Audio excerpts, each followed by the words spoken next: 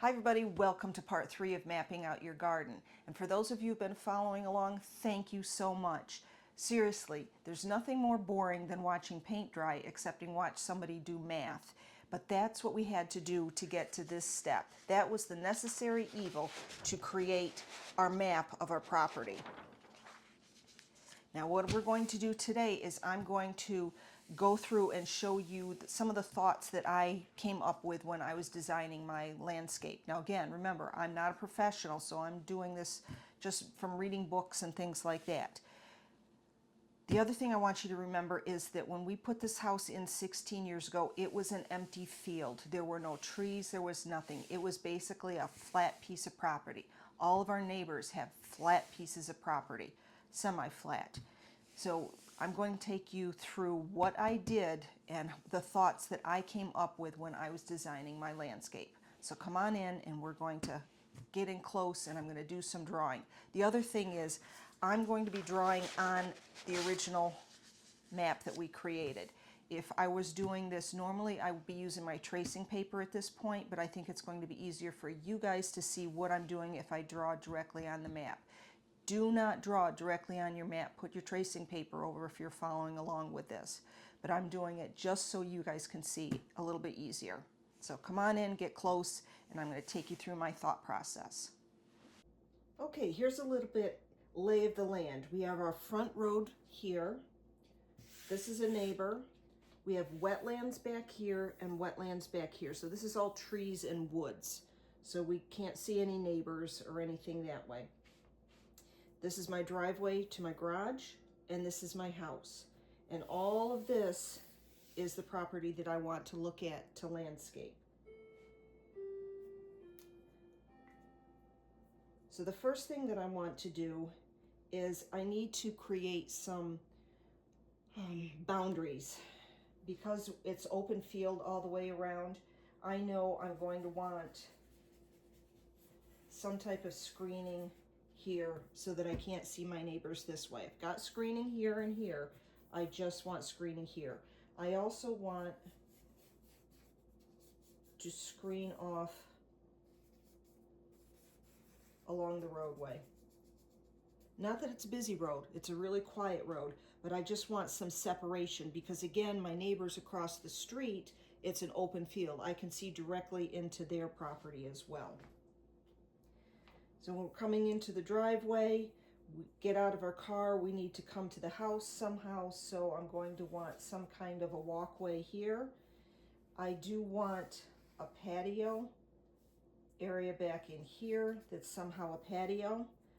So if I have a walkway here, I'm also going to need a walkway in to the patio some way. I have, let's see what else we have.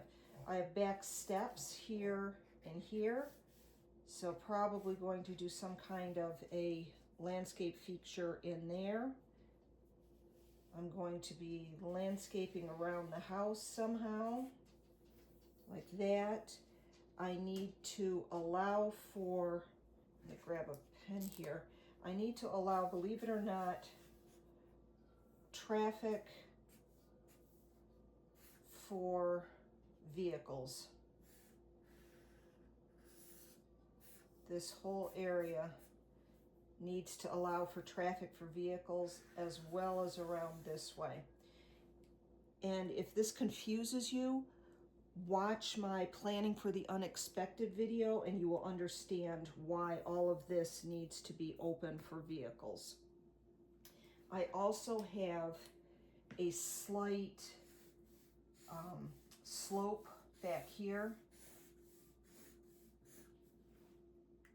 Not much of a slope. It's not enough that, you know, you're going to tip over on the lawnmower or anything like that. Just enough that, you know, you couldn't play volleyball back there. Let's see, what else do I want to consider in here? Oh, I do have a shed. We do have a shed in here. Oops, it's actually more like right here, which I didn't map out, but there's a shed there. I'd like to do something like a greenhouse back here, maybe another shed there. Again, that would allow traffic to go through and around. traffic needs to be able to go this way as well. Because I am a big gardener, being able to get trucks in for my leaf drop-off in the fall, or even transferring mulch or anything like that, it's important that I have a lot of access for vehicles through my property. Let's see, what else? We got screening, driveway here, landscaping around the house. This is sloped, so we have to worry about that. That left really this area in here to do my perennial garden.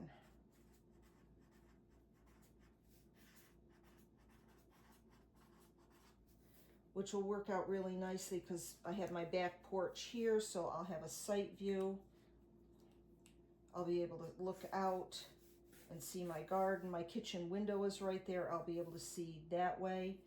My front door, I've got windows here, so I want to be able to look out and see a pretty garden here. I have a doorway here, so we're going to need to be able to get from the garage to a sidewalk there. I think I would like to put my pond. I've always wanted to have a pond in the center of a patio, so I think doing a pond there would be kind of nice.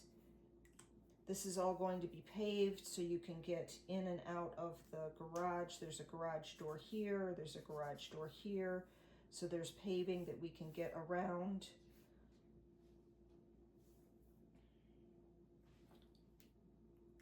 Oh, the other thing I meant to do is, this is east, this is west, this is north, and this is south.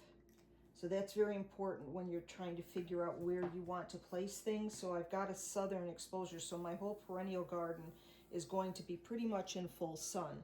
Even right now, or when we first started out, everything was in full sun because we had no trees and no shade. But this was basically what I was thinking about for my garden. I've got west here, so I'm going to get a lot of sun on the back of my house. North, the garage is here, so it's going to hopefully start to block some of that north wind that will hit us in the winter time. I'll have great morning sun coming in the morning. But this is basically what I was thinking when I started to plan my garden. And this is called bubble diagrams. You just kind of designate certain areas that you want. So here's a big bubble of my perennial garden.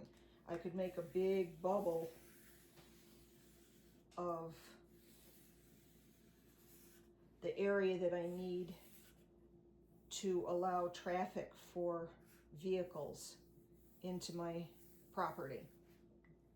I've designated area for a sidewalk. I've done areas that I want to block. I know I've got a little bit of a slope here, so I need to be careful with that. But this is basically what you do. You sit down and you start planning and dreaming of what you would like your property to be.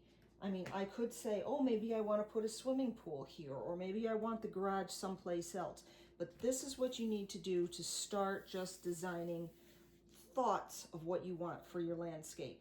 And you do this, and then you throw this, not throw it away, but you move on, you grab another piece of tracing paper, put that over, and totally design it a different way. And get with the people in your house and figure out where do they want the garage, or what do they see, or, you know, this is a whole family project. What do you want? Maybe you need an area to play volleyball, which, you know, I've got a little area here where it's flat, or croquet, or do you want a swimming pool, and where do you want to put the vegetable garden?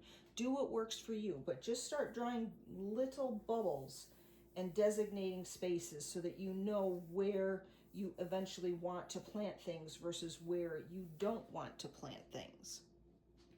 So I hope that makes sense. This is basically a bubble diagram, and this is what I did, and I will share with you in upcoming videos on how I went from this to what I have out there right now.